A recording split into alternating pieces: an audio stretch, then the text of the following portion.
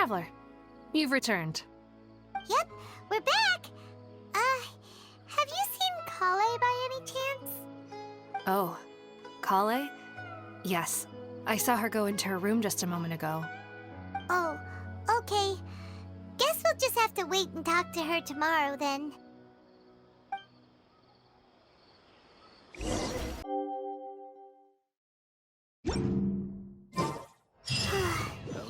Paimon was thinking all night about what happened with Kale, and still can't figure out what the problem might be.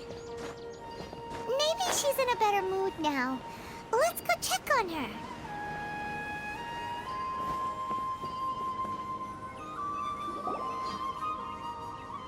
Ah, it's you two. I was just about to go look for you. Huh? Tighnari? What are you doing here? Where's Kale? I came to check on Kale's condition. To put it simply, she's not well. You mean she's sick? How could she be... Oh, wait a minute. Could it be because of what Paimon did yesterday? No need to worry. Something as small as you could never harm her. This sickness is something that Kale has been dealing with for some time. Kale has been more excited than usual since you two arrived. A little too much so, to be honest. She hasn't remembered to take care of herself. I suppose it's understandable, though. She hasn't been around anyone she considered a friend for some time now. It must have been refreshing for her to have you two here. So, Tighnari, what's really wrong with Kale? Let's take this conversation elsewhere. Kale just fell asleep after taking her medicine. She needs some peace and quiet.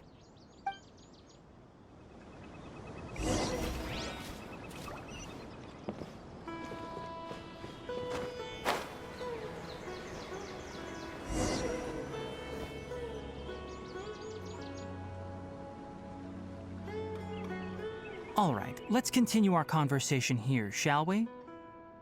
To be honest, I hadn't realized that you're that honorary knight from Mondstadt until Kale told me just now. I've also heard all about your deeds in Liyue and Inazuma. So, just to clarify, what I'm about to tell you about Kale is not because of who you are or your past feats. Instead, I am going to tell you because... well, because Kale asked me to. And honestly speaking, I was against Kale revealing her past to you. But she insisted, saying you two treated her with sincerity and as a friend. So now she wishes to reciprocate the gesture. So, Tighnari, what exactly is wrong with Kale? You said this is something she's been dealing with for some time. Just how serious is it? Right. Ever since she was a child, she's been afflicted with a disease called Elazar. Elazar? Yes. It's a disease unique to the lands of Sumeru. It is characterized by dark and hardened scales that form on the body. At first, the afflicted may only feel mild numbness on the affected area of the skin. However, as the disease progresses, one may begin feeling fatigued and even experience peripheral paresthesia. In its final stages, the disease strips a person of the ability to control their own body, and they effectively become completely immobile. That sounds terrifying. Wait, hold on. So when Kale seemed to be acting a little clumsy earlier, it was because... Correct. That would be the effects of Elazar, which is precisely why I do not want her carrying or holding anything, lest she ends up hurting herself. With appropriate treatment, the disease can be effectively controlled before it progresses to a more serious stage. However, there is unfortunately still no true cure for Elazar. Nevertheless, Kale's mother still hoped that there was something out there. She handed Kale over to an organization known as the Fatui after one of their members lied and said they had a cure. What? The Fatui? Ah, it appears you are already familiar with them. That'll save me some explanation. Anyway, the person who eventually rescued Kale and brought her to me for care said that she had been given to a harbinger known as the Doctor. I have no idea how this doctor managed to do it, but her case of Elazar was completely stable for all the years that Kale was with them. However, Kale's days with the Fatui were anything but pleasant. Kale is a resilient individual and always tries to appear cheerful, but her experience with the Fatui has left deep scars.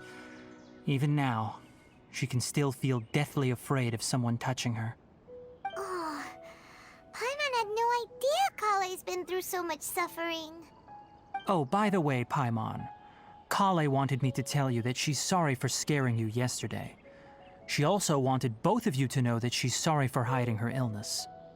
She doesn't need to apologize. None of this is her fault at all. Well said. I hope you'll get a chance to tell her that in person the next time you see her. Kale once thought that it would be impossible for her to have any real friendships. I trust that you two will never let my trainee experience such emotional pain again. Don't worry, Tainari. We'll take good care of her. Well, it's not too serious at this point. She overexerted herself the last couple of days, which is what led to her breakdown this time. As long as she has taken her medicine and gets plenty of rest, she should get better. Though, I must admit that Kale's condition was much more stable when she first arrived here in Gandharvaville. She was interested in the work of the forest rangers the moment she saw us. I could see that she was serious about learning, so I felt compelled to ask her to join us. Her stamina has gotten much worse recently. Though a moderate amount of physical exercise is always necessary, I'm afraid the long-distance patrols are a little too much for her now. All right, now that I've told you about Kale's past, I think I'll head into the rainforest to find some ingredients needed for her medicine. I'll see you two later. Yeah, we'd like to do something to help Kale too. All right, but I must warn you two. The rainforest is a dangerous place, especially for someone who's still recovering like the Traveler. You must follow closely and listen to every instruction. No problemo. Let's go then. We'll be looking for a plant known as Nilotpala lotus. It's often used to help those afflicted with Elazar recover their energy. Hey, Tainari? Where exactly are we going to find this plant?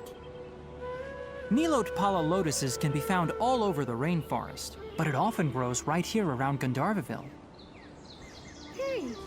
Given the name, it sounds like we should be looking for it in the water. You are correct. Nilotpala lotus grows in the water. When fully matured, they look like giant blue flowers floating on the water's surface. Quite an attractive species, if you ask me. The large petals are actually the plant's leaves and sepals, which surround a very small flower. You should note that many of the plants found in Sumeru have names that are contrary to their species. Take the Kalpalata, for example. The plant is not a lotus at all, but rather a vine. And then there's the Sumeru rose, which is not a rose, completely contrary to its name. Oh, okay then. Note to Paimon, never bring up the topic of flowers with Tainari.